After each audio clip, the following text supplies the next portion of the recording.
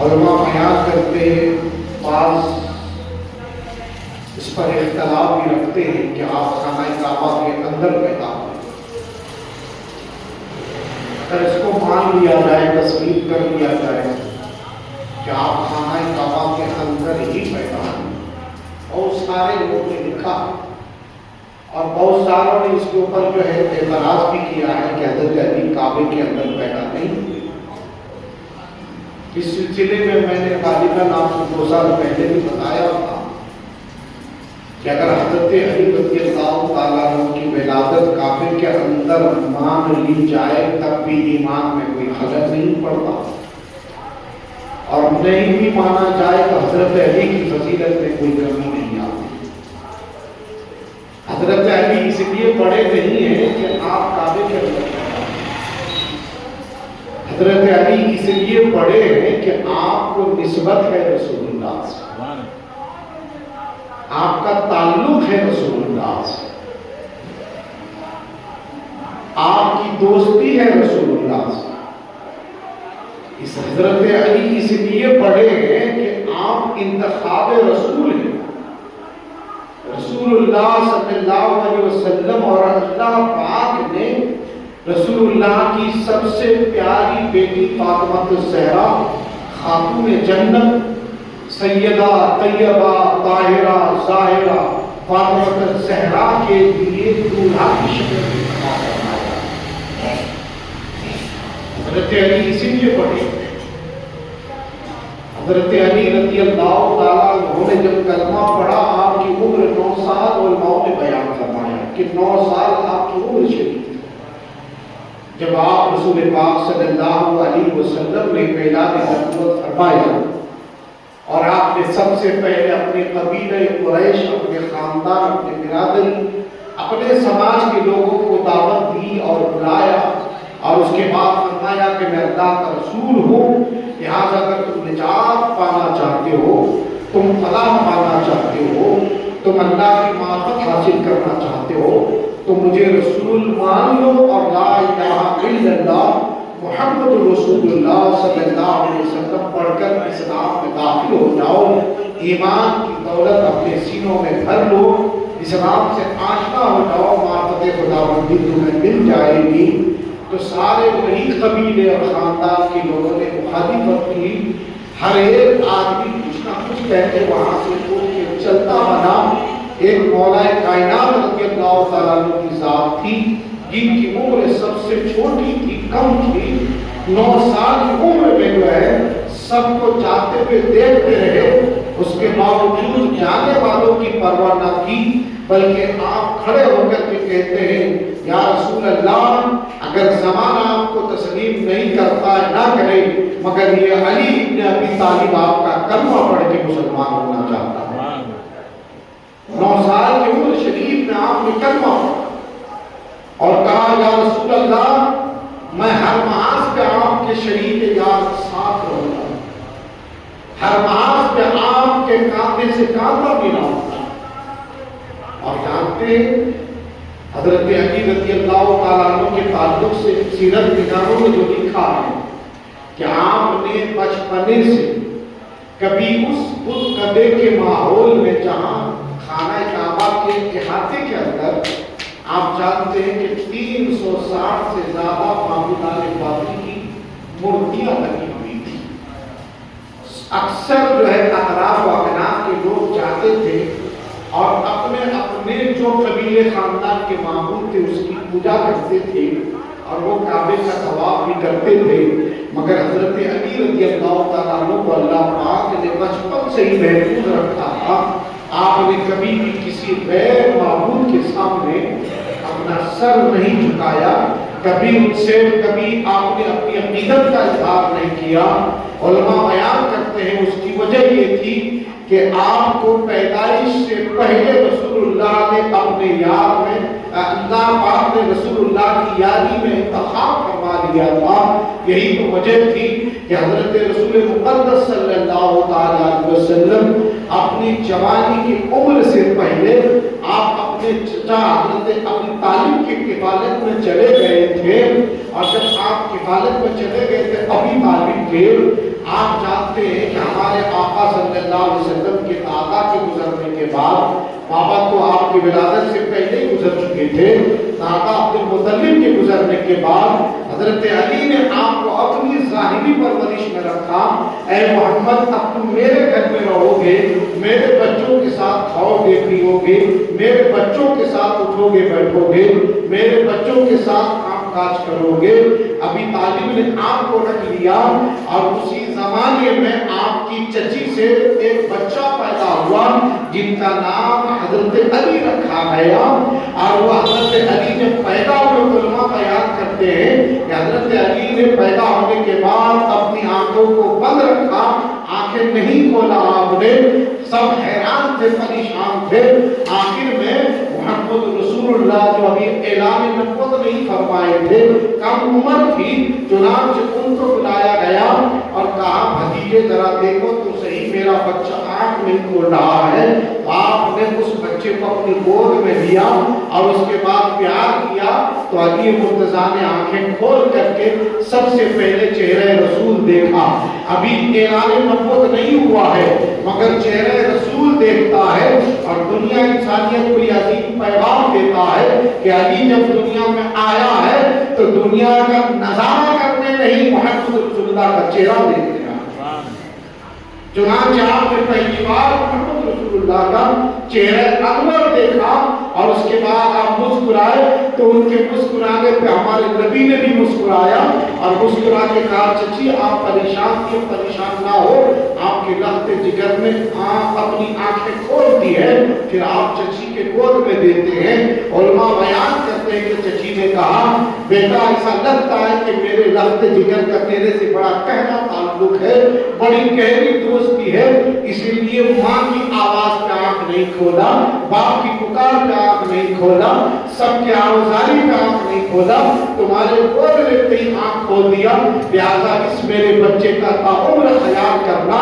علماء بیان کرتے ہیں کہ کوئی ایسا دن یا کوئی ایسا گھنٹہ نہیں آتا تھا کہ میرے آقا اپنے چھوٹے بھائی علی مرتضیٰ چچے زاد بھائی کو اپنی گود میں نہیں کھلایا کرتے تھے، ساتھ رکھا کرتے تھے، اور اس طرح حضرت علی محمد رسول اللہ صلی اللہ علیہ وسلم کی انگلی پکڑ کر کے چلنا بھی سیکھتے ہیں، بات کرنا بھی سیکھتے ہیں۔ عمر بڑی ہوتی ہے، گویا بچپنے سے اللہ پاک نے محمد رسول اللہ صلی اللہ علیہ وسلم کے دامن سے وابستہ کر کے دنیا انسانیت کو یہ پیغام عطا فرما دیا کہ علی کوئی عام بچہ نہیں ہے، یہ رسول اللہ کا داماد بھی ہوگا، رسول اللہ کا یار بھی ہوگا، رسول اللہ کا معجزہ بھی ہوگا، اور جب آخری ایام آئیں گے دن کے تو علی مرتضیٰ اسلام کی تابندگی کے خاطر خود کی بھی قربانی پیش کرے گا، اپنی اولاد کو بھی کربلا میں اتار کر اسلام کے نام پر شہید کرا کر دنیا انسانیت کو بتا دے گا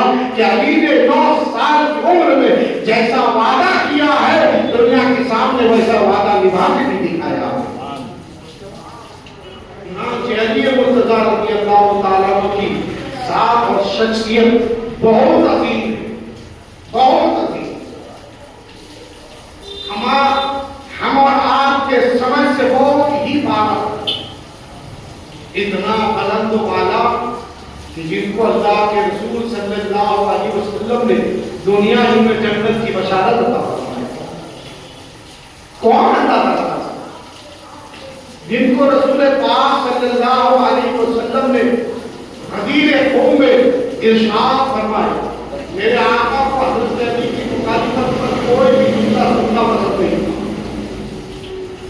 قطعی اللہ کے رسول نے کبھی بھی حضرت علی کی مخالفت سے کوئی جملہ سننا گوارا نہیں فرمایا۔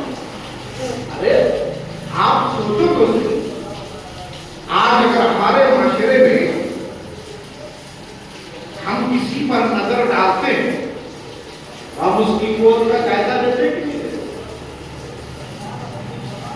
ایک بہت بڑے حضرت، ان کا بچہ اگر اچھا بنا تو آپ کیا کریں، ہم کیا کریں؟ ارے بچے کو دیکھ رہے ہو، اس کے باپ کو بھی تو دیکھو، ان کا باپ بھی تو کتنا اچھا ہے، ان کی ماں بھی تو کتنی اچھی ہے، وہ جس گود میں پرورش پایا ہے وہ گود کتنی اچھی ہے۔ آپ اندازہ لگا کوئی اونچی شان والی کی گود میں پرورش پا جائے تو ہم اس گود کا حوالہ دے کے گفتگو کرتے ہیں، ارے بھائی تم کس کے بارے میں بول رہے ہو؟ ذرا یہ خود ہی سوچو کہ وہ کس کا بیٹا ہے، کس کی گود میں کھیلا ہے، کس کی گود میں پرورش پایا ہے، کس کی انگلیاں پکڑ کے چلنا سیکھا ہے، کس کے ہاتھوں سے وہ لقمے کھایا ہے، ذرا یہ تو سوچو، اس کے بعد بات کرو۔ تو مجھے بتاؤ، جب دنیا کے عام انسانوں میں اگر کوئی بڑا بن جائے تو ان کی گود کو ہم پوتر سمجھتے ہیں، پاک سمجھتے ہیں، اعلیٰ سمجھتے ہیں، اونچی سمجھتے ہیں، اس کی بڑائی بیان کرتے ہیں، تو اس علی کے اوپر کوئی انگلی کیسے اٹھا سکتا ہے جو علی بچپن میں رسول اللہ کی گود میں کھیلا ہو، رسول اللہ کی گود میں پرورش پایا ہو، رسول اللہ صلی اللہ علیہ وسلم کے ہاتھوں سے لقمے کھایا ہو؟ اس علی کی شان میں بے ادبی کرنا، گستاخی کرنا یہ کم نصیبی نہیں۔ مگر آج زمانے میں حضرت علی رضی اللہ تعالیٰ عنہ کی شخصیت اور ذات کو جو ہے اختلاف کا ایک مرکز بنا دیا ہے۔ حضرت علی رضی اللہ تعالیٰ عنہ کی عظمت و فضیلت کے بیان میں خود اللہ کے رسول نے ارشاد فرمایا میرا علی ایسا ہے کہ بہت سارے علی کی دشمنی میں ہلاک ہو جائیں گے، برباد ہو جائیں گے، اور بہت سارے علی کی محبت میں ہلاک اور برباد ہو جائیں گے۔ دشمنی میں بھی ہلاک اور محبت میں بھی ہلاک۔ اب آپ سوچو کہ مولانا دشمنی میں ہلاک ہوگا یہ تو سمجھ میں آتا ہے، مگر محبت میں ہلاک ہو جائے، محبت میں برباد ہو جائے تو یہ کیسے ہو سکتا ہے؟ تو ہاں، رسول اللہ نے اس کی وضاحت بھی فرمائی کہ جب کوئی بے جا علی کی محبت میں مبتلا ہوگا، یعنی کہ بے جا کا مطلب یہ ہے کہ علی کو کیا سے کیا بنا دے، جیسا کہ نافذیوں نے کیا، نافذیوں نے کیا کہا ماذا یہاں تک کہہ دیا کہ رسول اللہ تو رسول اللہ نہیں ہے، حضرت علی ہی رسول اللہ کا تو بتاؤ علی کی محبت میں اس نے رسول اللہ کا بھی انکار کیا، حالانکہ علی سے محبت کرتے، حضرت علی سے وہ بہت پیار کرتے، اتنا پیار کرتے ہیں کہ بعض لوگوں نے تو حضرت علی کو خدا بنا، اس نے کہا دنیا میں ایک خدا نہیں ہے، ایک خدا تو جو خدا ہے ایک علی بھی خدا ہے۔ اور جانتے ہیں کون لوگ ہیں؟ یہ کلمہ پڑھنے والے لوگ ہیں، اور ان کے یہاں آج بھی جب اذان ہوتی ہے نا تو ان کے اذان میں اشہد ان محمد رسول اللہ کے بعد حضرت علی کا بھی نام لیا جاتا ہے، اذان بھی ہوتا نہیں کہ پھر آپ تو چلے جاؤ حیدرآباد میں، جو رافضیوں کی مسجدیں ہیں وہ مسجدوں میں حضرت علی کا نام اذان میں پکارا جاتا ہے، یعنی وہ حضرت علی رضی اللہ تعالیٰ عنہ کو بھی رسول مانتے ہیں، اور یہاں تک کہتے ہیں کہ حضرت علی رضی اللہ تعالیٰ عنہ نے قرآن کو جمع کیا تھا، یقیناً کیا، قرآن کو حضرت علی نے بھی جمع کیا، حضرت عثمان غنی نے بھی جمع کیا، حضرت فاروق اعظم نے بھی جمع کیا، اور سب کے جمع شدہ قرآن ہے نا، سب کے جمع شدہ قرآن کو جمع کیا گیا، اکٹھا کیا گیا، تب اس کو پاروں میں تقسیم کرنے کی باری آئی تو بعض علماء بیان کرتے کہ حضرت علی نے رائے دی کہ اس کو 40 پارے کرنے، مگر زیادہ تر لوگوں کی رائے ہے اس کی 40 نہیں کرتے، 30 پارے، تو قرآن کو 30 پارہ بنایا، جب 30 پارہ بنایا گیا تو 30 پارے میں ہی دنیا میں ظاہر ہوا، مگر یہ رات کے آج بھی کہتے قرآن 30 پارے میں 40 پارے میں، اور کہتے ہیں کہ 10 پارے جو ہے حضرت عمر اور حضرت عثمان نے چھپا دیے، الزام لگاتے ہیں حضرت عمر فاروق اور حضرت عثمان غنی کی ذات، وہ کہتے 10 پارے چھپا دیے۔ مجھے بتائیے حضرت عمر فاروق جو خلیفہ رسول ہیں، جو اسلام کے پیروکار ہی نہیں بلکہ امیر المومنین ہیں، جنہوں نے 30 لاکھ مربع میل پر حکومت کی ہے، جنہوں نے اپنے دور اقتدار میں سینکڑوں نہیں ہزاروں شہروں کو اسلام سے جوڑ دیا ہے، ہزاروں مسلمانوں کو اسلام دیا ہے، ہزاروں غیروں کو اسلام سے جوڑ دیا ہے، وہ قرآن کے 10 سورت پارے کیوں چھپائیں گے؟ اور پھر یہ حضرت عثمان غنی رضی اللہ عنہ پر بھی الزام ہوتا ہے، حضرت عثمان غنی کیوں ایسا کہتے ہیں؟ کبھی اور بھی کرتے ہیں، کبھی سوچتے ہیں؟ اور پھر یہ کہتے ہیں کہ وہ جو 40 پارے کا قرآن ہے، غرب قیامت حضرت امام مہدی لے کر کے جو ہے وہ نمودار ہوں گے اور اس کے بعد قرآن مکمل ہوگا۔ یہ رافضی جو ہے کہ شیعہ جو ہے یہ آج بھی قرآن کو مکمل نہیں مانتے۔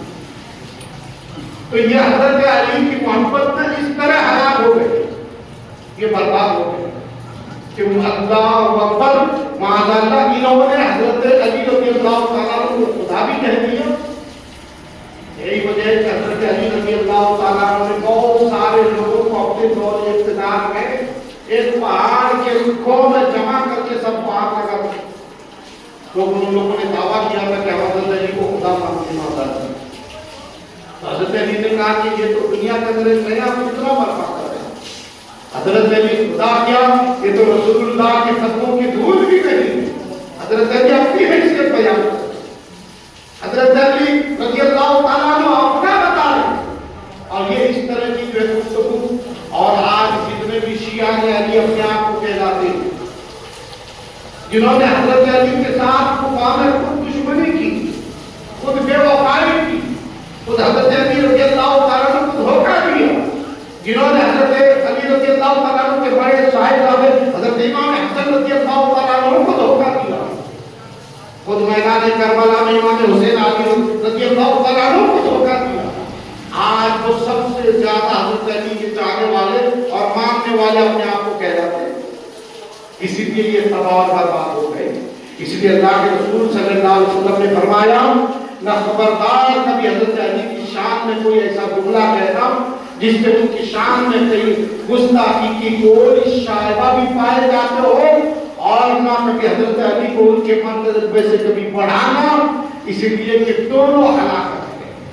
اور آج خارجی جو خارجی ہے نا، کہ جتنے خارجی پائے جاتے ہیں دنیا کے اندر، آپ تو سمجھتے نہیں ہوں گے خارجی کس کو کہتے ہیں۔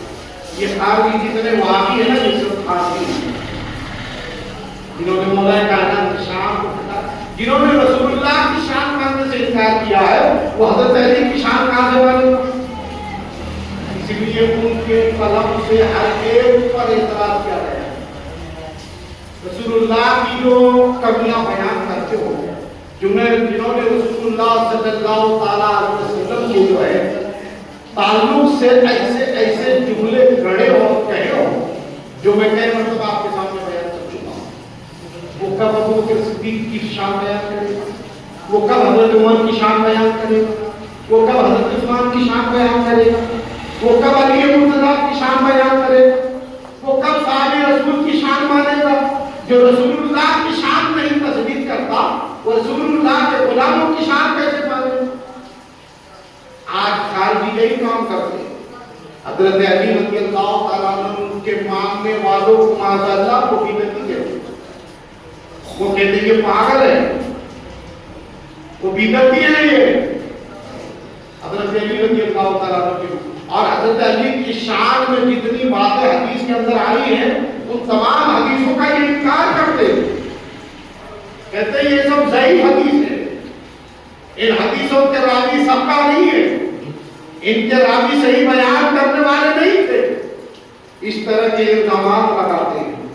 اسی لیے انہوں نے اپنی کتابوں میں خلفائے راشدین کی شان میں تنقید کی ہے، عمر فاروق رضی اللہ تعالیٰ عنہ کی شان میں تنقید کی ہے، حضرت عثمان غنی کی شان میں انہوں نے تنقید کی ہے، حضرت علی رضی اللہ تعالیٰ عنہ کی شان میں انہوں نے تنقید کی ہے۔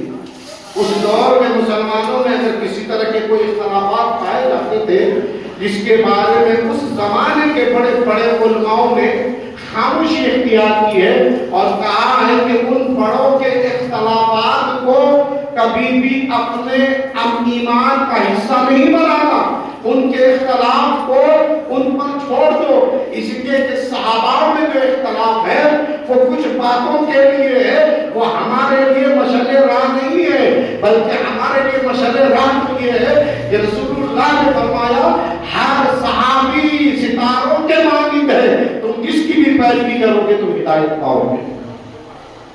اور لا تسبوا صحابی، میرے صحابی کو کبھی برا نہیں کہنا.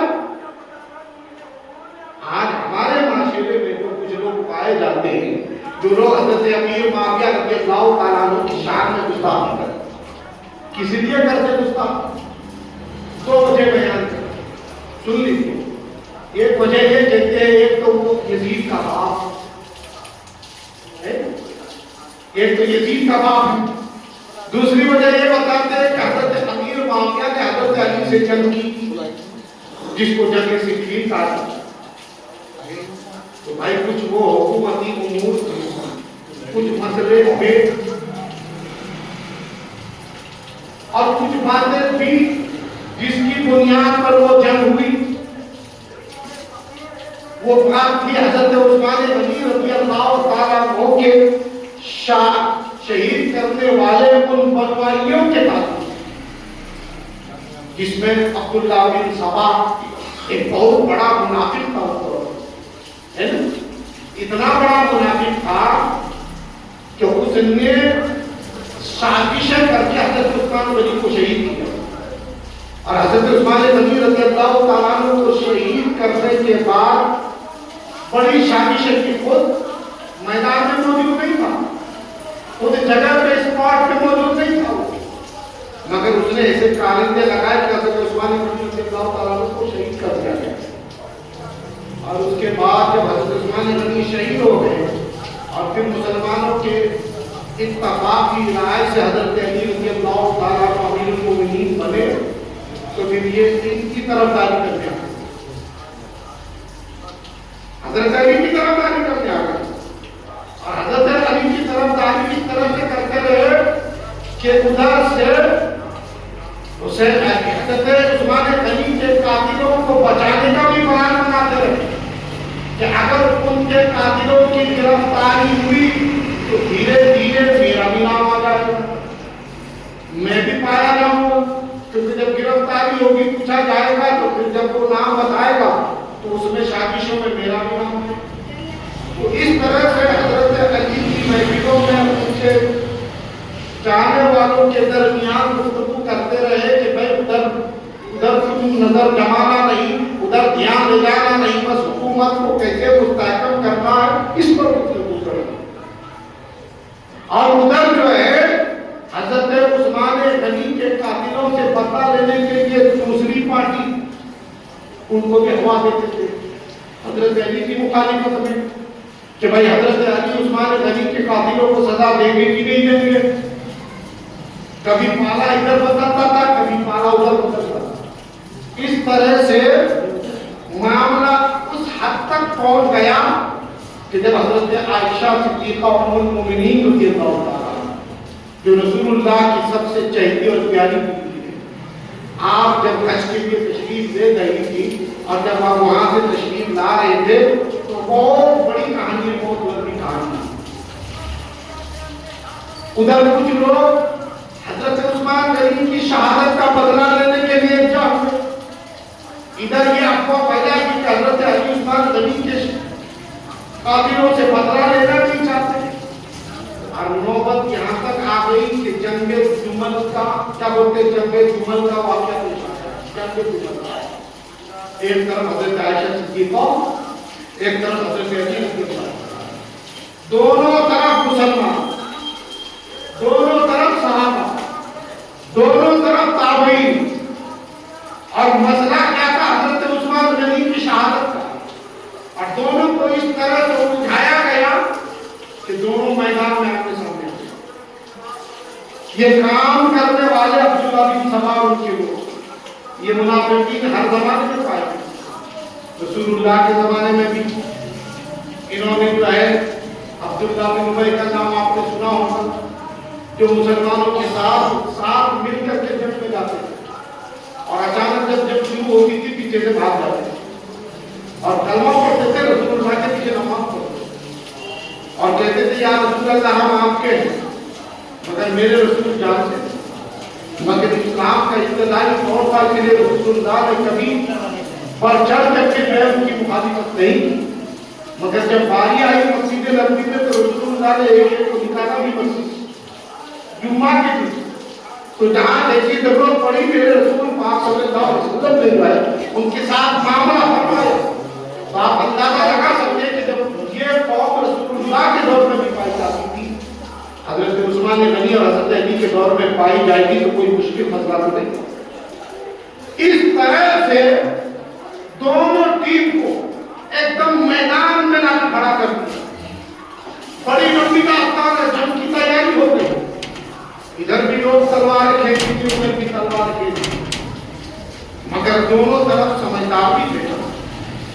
حضرت علی تو بابو علم ہے، جن کو رسول اللہ نے کہا ہو کہ یہ بابو علم ہے، میں علم کا شہر ہوں اور علی اس کا دروازہ۔ حضرت علی کو کتنا علم تھا آپ اس بات سے اندازہ لگا سکتے ہیں۔ صاحب سچی حکایت میں لکھا ہے اور تاریخی کا کہانیوں کے مصنف نے بھی اس واقعہ کو لکھا ہے کہ ایک مرتبہ جبریل علیہ السلام نے آ کے حضرت علی کی بارگاہ میں کہا، اے علی میں نے سنا ہے کہ رسول اللہ نے آپ کو باب علم کہا، یعنی علم کا دروازہ۔ تو اس کا مطلب یہ ہے کہ آپ بہت بڑے بہت بڑے۔ ہاں الحمدللہ میرے رسول نے میرے لیے ایسا کہا۔ تو حضرت جبریل نے کہا انسانی شکل میں آ کے، جبریل بحیثیت جبریل نہیں آئے، اور حضرت علی سے انسانی شکل میں ملاقات کی اور کہا کہ ایک بات بتاؤ اس وقت جبریل کہاں؟ اگر آپ کو اتنا علم ہے تو یہ بتاؤ کہ اس وقت جبریل کہاں؟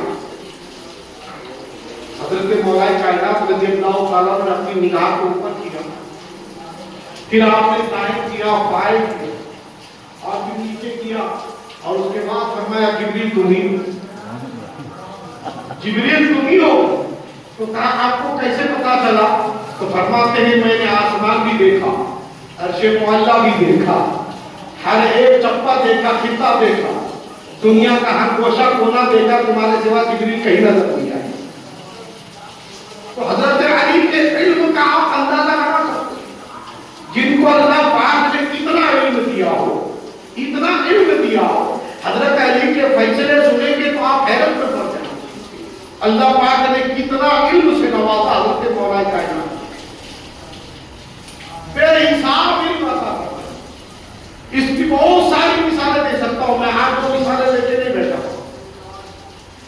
حضرت علی رضی اللہ تعالیٰ عنہ نے چند لوگوں کو لے کر کے حضرت عائشہ سے گفتگو کی، اور اس کے بعد صلح نامہ طے ہونے لگا کہ جنگ نہیں ہوگی، کیونکہ دونوں طرف مسلمانوں کا اسکول رہے گا، دونوں طرف مسلمان ہی مارے جائیں گے۔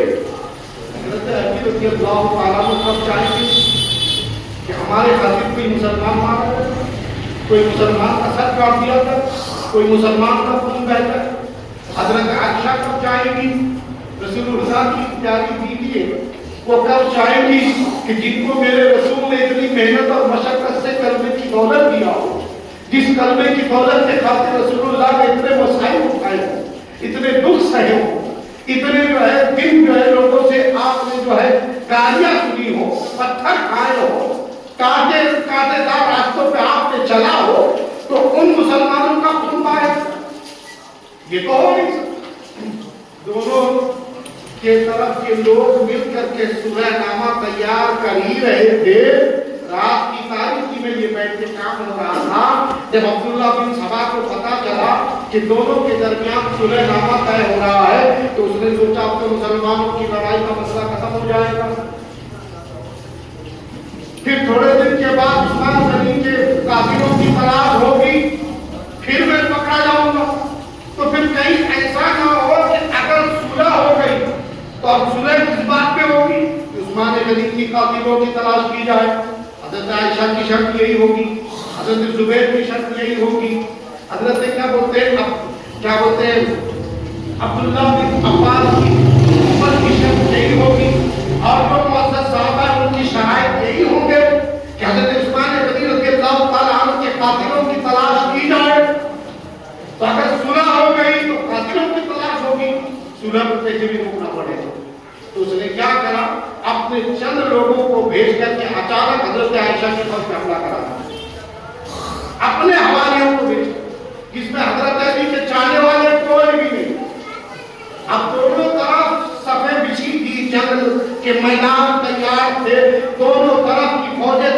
की ऐसी पोजीशन में सुलेनामा लिखा जा रहा था, उस पोजीशन में अचानक हमला हो जाए और फिर उन्हीं लोगों ने हमला कर दी और फिर उन्हीं लोगों ने चंद लोगों ने मिल करके हजरत आयशा की फौज में हजरत अली की फौज ने हमला कर दिया, हजरत अली की फौज ने हमला कर दिया। रात की तारीकी की ऐसे उजाले तो थे नहीं, शम्मे जलते थे, जगह जगह चिरागे जलती थी, लोगों को अंधेरे में कुछ समझ में नहीं आया। हजरत आयशा की तरफ की लोगों की फौजें ने भी तलवारें निकाल ली, नियाम निकाल लिए, भाले और खंजर उठा लिए, तीर और कमार तान लिए और उधर अली रज़ी अल्लाह ताला जो खेमे से बाहर निकले, पूछा तो क्या मामला है। वहां भी चंद लोग जो है सवारी मौजूद थे जो पहले से पहुंचे हुए थे, इन्होंने कान भर दी, मौला कायनात हमारी फौज पे आयशा की फौज ने हमला कर दिया। बस दोनों की तरफ ये सुनना था, उधर से भी हमला शुरू हो गया, इधर से भी हमला शुरू हो गया। ये दोनों तरफ के हमले कराने की वजह ये अब्दुल्ला बिन सबा और उसके सारे यार थे, उनके सारे दोस्त थे। ये नहीं चाहते थे कि हजरत अली और हजरत आयशा सिद्दीक़ा रज़ी अल्लाह ताला अन्हा के दरमियान सुलह हो जाए और हजरत उस्मान गनी के कातिलों की तलाश की जाए। चुनांचे दोनों तरफ से जब हमला शुरू हुआ, जानते हैं मुसलमान किसी भी एतबार से बुज़दिल नहीं होता है, कमजोर नहीं होता है, मगर हाँ दुख ये जरूर था कि हमारी तलवार अपनों के खिलाफ ही उठ रही है। मगर मसला वहाँ हजरत अली रज़ी अल्लाह ताला अन्हु की फौज और हजरत आयशा सिद्दीक़ा रज़ी अल्लाह ताला अन्हा की फौज का था। और दोनों जब आपस में समझौती हुए, दोनों के दरमियान घमसान की लड़ाई हुई और जब लड़ाई खत्म हुई तो दुनिया ने देखा तो हैरत में पड़ गए कि उसमें 10,000 से ज्यादा लोग शहीद हो गए। 10,000 से ज्यादा, 9,500 लोग जो है हजरत आयशा सिद्दीक़ा रज़ी अल्लाह ताला अन्हा की तरफ से मारे गए, जिसमें सहाबा भी थे, ताबईन भी थे, सच्चे मुसलमान। और हजरत अली रज़ी अल्लाह ताला अन्हु की तरफ से जो है 1,600 या 1,070 लोग मारे गए। जब ये जंग हुई और लोगों ने अपनी आंखों से अपने भाइयों की बातें देखी, सब कुछ क्या अफसोस के सिवा कुछ नहीं था। चुनांचे फिर दोनों ने बैठ करके सुलेनामा तय कि नहीं, ये नहीं होना चाहिए। हजरत आयशा रज़ी अल्लाह ताला अन्हा ने भी माज़रत की, हजरत अली रज़ी अल्लाह ताला अन्हु ने भी माज़रत की और उसके बाद जो है हजरत अली ने खुद तमाम लाशों की जनाजा अदा फरमाई। हजरत आयशा सिद्दीक़ा रज़ी अल्लाह ताला अन्हा को आपने अपने सिपाही दिए और उसके बाद जो है फिर मक्का से मदीना हजरत आयशा को हिफाजत के साथ, एक रिवायत में आया है कि आपने अपना बड़ा बेटा हजरत इमाम हसन को भी साथ में दिया कि कोई हजरत आयशा पर हमला न कर सके, किसी तरह की कोई तकलीफ ना दी जा सके, इसलिए मेरे बेटे तुम शरीफ सफर रहो। और उसके बाद हजरत आयशा सिद्दीक़ा रज़ी अल्लाह ताला अन्हा को मदीना भेजा गया। हजरत अली रज़ी अल्लाह ताला अन्हु सारे लाशों की जनाजे की नमाज अदा फरमाई, चाहे अपने तरफ के थे या हजरत आयशा सिद्दीक़ा रज़ी अल्लाह ताला अन्हा की तरफ के लोग थे। आज हजरत आयशा सिद्दीक़ा रज़ी अल्लाह ताला अन्हा की बात लोगों ने छोड़ दी। हजरत अमीर माविया हजरत अली रज़ी अल्लाह ताला अन्हु से इख्तिलाफ हवा में, क्यों? इसलिए कि हजरत अमीर माविया जो है वो यजीद के बाप थे। लोगों का ज़हन बहुत जल्दी कबूल कर लिया, अरे बाप ये तो यजीद का बाप है। यकीनन यजीद भी जो है, यजीद तो था ही रसूलुल्लाह के घर के दुश्मन। तो हजरत अली के दुश्मन अगर अमीर माविया होते तो कौन सी बड़ी बात। इस तरह हवा दे दी। जो काम अब्दुल्ला बिन सबा ने कल किया था, आज हमारे माशरे के कुछ लोग वो काम कर रहे हैं। और उन्होंने बयान किया कि अपने आका गरीब के इख्तिलाफ पर कभी नजर नहीं करना, उनके बारे में रसूलुल्लाह ने क्या कहा उस पर नजर करना, उनके बारे में रसूलुल्लाह ने क्या फरमाया है तुम रसूलुल्लाह के फरमान पर ध्यान देना, उनके इख्तिलाफात को ध्यान नहीं देना। इख्तिलाफात तो हर जमाने में रहा, मुसलमानों की बहुत सारी जंगें हुई। क्या मुसलमान बादशाहों ने आपस में जंग लड़ी? क्या इराक और कुवैत की जंग नहीं हुई? कि और दीगर ममालिक जो मुसलमान उससे पहले भी थे, कितने मुसलमान राजा गवर्नर क्या बनु अब्बास में और बनु क्या बोलते हैं उमैया में जंगे नहीं? मुझे बताइए, क्या तुर्की हुकूमत को मुसलमान हुकूमत से लड़ाई नहीं पड़ी? تو یہ اختلافات جو ہے حکومت کے خاطر ہے، مذہب کے خاطر نہیں، اقتدار کے خاطر، لہذا اس کو اپنے معاشرے میں ہوا دینے کی اجازت نہیں۔ مگر آج لوگوں نے حضرت علی رضی اللہ تعالیٰ عنہ کی شخصیت کو مجروح بنا دیا، لوگوں کے درمیان یہ بنا دیا کہ جنگ صفین جو ہوئی حضرت امیر معاویہ نے مخالفت کی تھی حضرت علی کی۔ اگر کسی لیے حضرت معاویہ مجرم ہے، حضرت امیر معاویہ اس میں قصوروار ہے، مجھے بتاؤ حضرت علی سے جنگ کرنے کی وجہ سے اگر حضرت امیر معاویہ قصوروار ہے تو حضرت علی سے جنگ تو حضرت عائشہ نے کی۔ حضرت عائشہ کے بارے میں کیا کہو؟ وہ تو رسول اللہ کی بیوی ہے، وہ تو ام المؤمنین ہے، جہاں پہ 10,000 سے زیادہ لوگ شہید ہوئے، ان حضرت عائشہ کے بارے میں تمہارا کیا خیال ہے؟ لہذا پھر تمہاری زبان پہ تالے لگ جائیں گے، پھر تمہیں خاموش ہونا پڑے گا۔ اسی لیے خاموشی اختیار کرنا تمہارے ہمارے لیے بہتر ہے۔ ان جگہوں کو ہوا نہیں دی جائے گی، ان باتوں کو ہوا نہیں دی جائے گی۔ ہمیں تو یہ سمجھنا پڑے گا کہ حضرت امیر معاویہ بھی صحابی رسول ہے اور حضرت علی رضی اللہ تعالیٰ عنہ بھی صحابی رسول ہے۔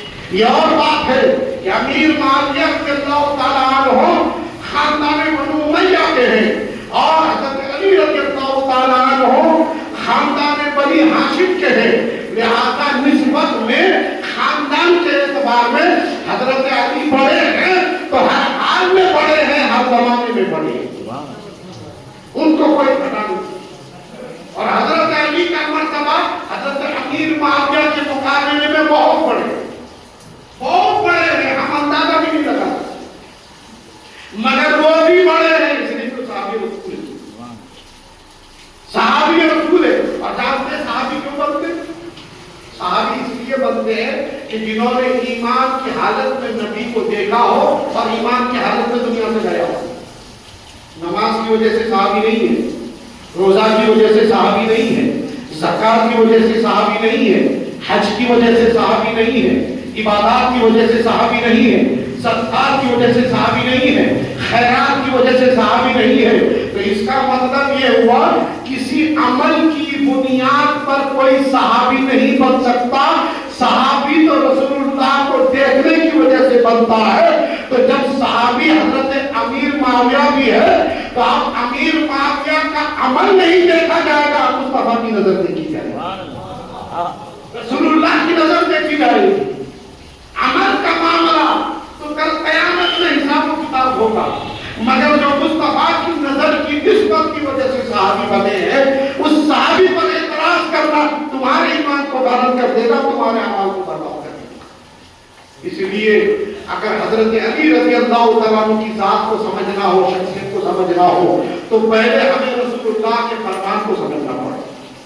ہمارے نبی نے یقیناً بلا شبہ حضرت علی رضی اللہ تعالیٰ عنہ کے مقام اور مرتبے کو جو بتانا ہے، دنیا اس کو آج بھی تصدیق کرتی ہے، ہر سنی مسلمان تصدیق کرتا ہے۔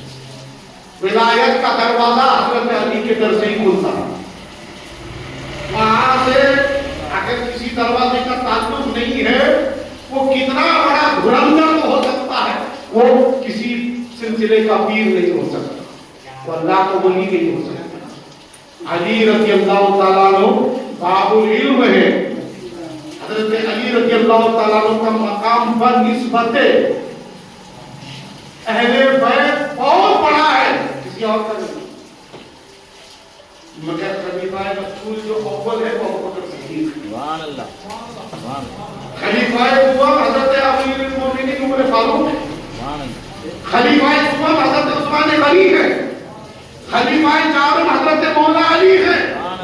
یہ الگ لائن ہے، مگر نسبت رسول کا جو مسئلہ ہے، حضرت ابوبکر صدیق سے جو نسبت ہے وہ اسلامی محبت کا ہے، اسلامی حمیت کا ہے، مگر علی کا جو تعلق ہے وہ خاندانی بھی ہے اور اسلامی بھی ہے۔ ہمارے علماء نے لکھا ہے کہ ہمارے ایک بہت بڑے بزرگ ہیں، غالباً حضرت دور کے امام جی، آپ کسی بزرگ میرے کو کہتے نام نہیں آ رہا، ان سے یہ پوچھا گیا، سن لیجیے آپ کی بات کریں، ان سے یہ پوچھا گیا کہ حضرت عائشہ صدیقہ کا مرتبہ بڑا ہے کہ حضرت فاطمہ الزہرا کا مرتبہ بڑا ہے؟ کتنا پیچیدہ سوال ہے۔ یہ سب سوالات ہمارے ذہن میں ہم کو ماننا نہیں چاہیے۔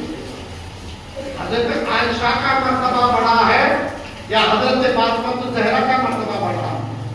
تو جس سے سوال کیا گیا تھا وہ اپنے زمانے کا بہت بڑا عالم تھا۔ اس نے کہا تم یہ سوال کس حیثیت سے پوچھ رہے ہیں؟ حیثیت بتاؤ، کس لیے، کس حیثیت سے، مطلب تم کیا بیان کرنا چاہتے ہو؟ تاکہ میں دونوں کے مرتبے سے سمجھنا چاہتا ہوں کہ دونوں کا مرتبہ بڑا ہے۔ تو اس نے کہا کہ اگر بیوی کی حیثیت سے پوچھ رہے ہو تو حضرت عائشہ کا مرتبہ بڑا ہے، اس لیے کہ وہ رسول کی بیوی ہے، اس لیے کہ وہ رسول کی بیوی ہے، اور حضرت فاطمہ رسول کی بیوی نہیں۔ اور اگر بیٹی کی نسبت سے پوچھنا چاہتے ہو تو فاطمہ کا مرتبہ بڑا ہے، اس لیے کہ وہ نبی کی بیٹی ہے، اور حضرت عائشہ نبی کی بیٹی نہیں ہے۔ اور اگر پھر نسبت کی بنیاد پر پوچھنا چاہتے ہو تو پھر رسول اللہ کو فاطمہ سے زیادہ نسبت ہے، اس لیے کہ وہ رسول اللہ کا خون ہے، اور خود رسول اللہ نے کہا ہے کہ فاطمہ میرے جگر کا ٹکڑا ہے۔ اس لیے رسول اللہ نے کہا کہ ہر زمانے کی عورتوں میں اگر کوئی عظیم مرتبہ رکھتی ہے تو میری بیٹی فاطمہ ہے۔ ہم کو دونوں حیثیت کو دیکھ کے چلنا پڑتا ہے۔ اگر تم کو ہے آپ فاطمہ کے سامنے حضرت عائشہ کا مرتبہ کیسے بیان کر سکتے ہیں؟ تو مجھے بتاؤ خود فاطمہ نے عائشہ کا مرتبہ بیان کیا ہے۔ سبحان اللہ۔ اگر حضرت عائشہ کے سامنے اگر یہ کہو کہ تم حضرت عائشہ کے مرتبہ گھٹا کے فاطمہ کا کیسے بیان، حضرت عائشہ کا بیان نہیں کر کے فاطمہ کا کیسے کر سکتے ہو؟ حضرت فاطمہ نے تو عائشہ کا بیان کیا ہے، اور حضرت عائشہ نے فاطمہ کا بیان تذکرہ کیا ہے اور ان کی شان بیان کی ہے۔ تو لہذا ہماری نظر دونوں طرف ہونی چاہیے، اسی کو اعتدال کہتے ہیں، اور اعتدال کا مذہب جو ہے وہ اہل سنت کا مذہب ہے۔ ہر صحابی جنتی ہے، ہر اہل بیت جو ہے کیا بولتے ہیں رسول اللہ سے نسبت رکھنے والا ہے، اور ہر سچا پکا مسلمان عاشق رسول جنتی ہے۔ لہذا یہ اعتدال کا مذہب ہے۔ نہ ہم کبھی حضرت عائشہ کی مخالفت کر سکتے ہیں، نہ حضرت امیر معاویہ کی مخالفت کر سکتے ہیں، نہ حضرت علی کی مخالفت کر سکتے ہیں۔ یہی اہل سنت کا مسلک اور مذہب ہے۔ اس لیے جب تک تم باحیات رہو تمہارا عقیدہ یہی ہونا چاہیے علی بھی اپنے مقام پر افضل و اعلیٰ ہے، اور بحیثیت صحابی حضرت امیر معاویہ بھی اپنے مقام پر اعلیٰ ہے۔ لہذا اختلافات کو اپنے ذہنوں سے نکالو، اللہ کی بارگاہ میں یہی دعا کرو کہ ہمیں صحابی سے بھی تعلق رکھنے کا جذبہ عطا فرمائے، اور ہمیں اہل بیت سے بھی محبت کرنے کا جذبہ عطا فرمائے۔ استغفر اللہ ربی من کل ذنب و اتوب الیہ، جن کی صورت میں